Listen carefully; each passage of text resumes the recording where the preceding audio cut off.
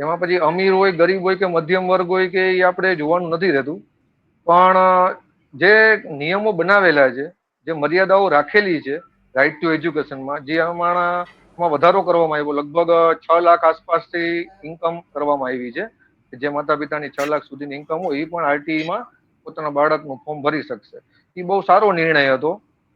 પણ આપણે એવું ના કહી શકીએ એ વાલીઓ મજબૂર રીતે કરતા હશે કે જે અમીર માતા પિતાનું બાળક છે એને પણ ભણવાનો અધિકાર છે. હવે એને નહીં પરવડતું હોય, શિક્ષણ ફી એટલી મોટી મોંઘી, 1,00,000-2,00,000 રૂપિયા એને ખર્ચ લાગતો હશે, ત્યારે એ ખોટું કરીને એમાં પ્રયત્ન કરતા હશે એડમિશન લેવાનો. આપણે શા માટે આપણે સરકારી શાળાઓ જ અત્યાધુનિક ના બનાવી શકીએ? શું બરાબર. ઇમ્પોસિબલ છે સરકારી શાળાઓને આંતરરાષ્ટ્રીય કક્ષાની ના બનાવી શકાય?